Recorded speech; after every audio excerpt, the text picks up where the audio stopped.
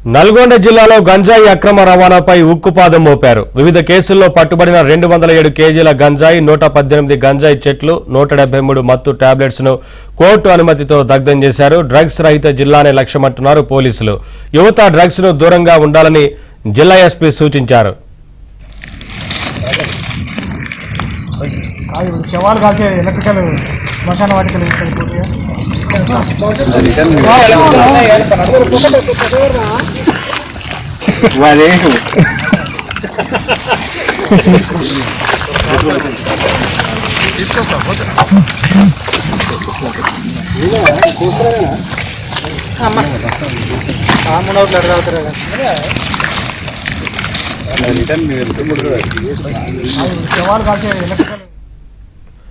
నల్గొండ జిల్లాలో గంజాయి అక్రమ రవాణాపై ఉక్కుపాదం మోపారు అధికారులు. వివిధ కేసుల్లో పట్టుబడిన 207 కేజీల గంజాయి, 118 గంజాయి చెట్లు, 173 మత్తు టాబ్లెట్స్ ను కోర్టు అనుమతితో దగ్ధం చేశారు. డ్రగ్స్ రహిత జిల్లానే లక్ష్యమంటున్నారు పోలీసులు.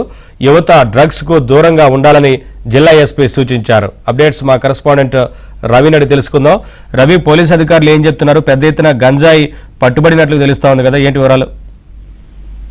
నవీన్, కొద్దిసేపటి క్రితం నార్కట్పల్లి మండలం గుమ్మలబాయి పోలీస్ ఫైరింగ్ రేంజ్ సమీపంలో పలు కేసుల్లో జిల్లాలోని పలు పోలీస్ స్టేషన్లో నమోదైన 18 కేసులకు సంబంధించి 207 కిలోల గంజాయితో పాటు 118 గంజాయి మొక్కలు, అదేవిధంగా 173 మత్తు టాబ్లెట్లు కూడా దహనం చేయడం జరిగింది. ఇప్పటికే ఆ గంజాయి రహిత జిల్లాగా చేయడం కోసం పలు ప్రాంతాల్లో కూడా పోలీసులు నిత్యం కూడా సోదాలు చేస్తున్న పరిస్థితి ఉంది.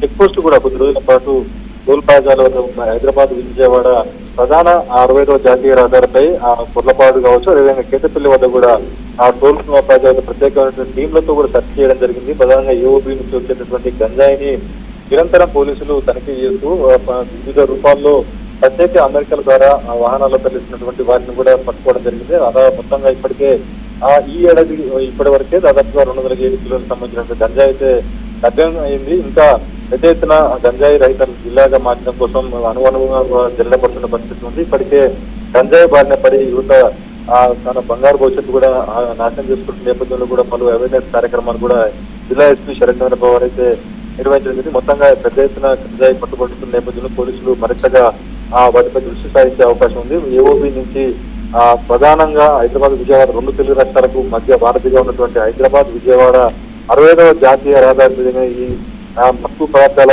రవాణా ఎక్కువగా ఫోకస్ పెట్టిన పరిస్థితి ఉంది. Naveen, thank you Ravi, thanks for the updates.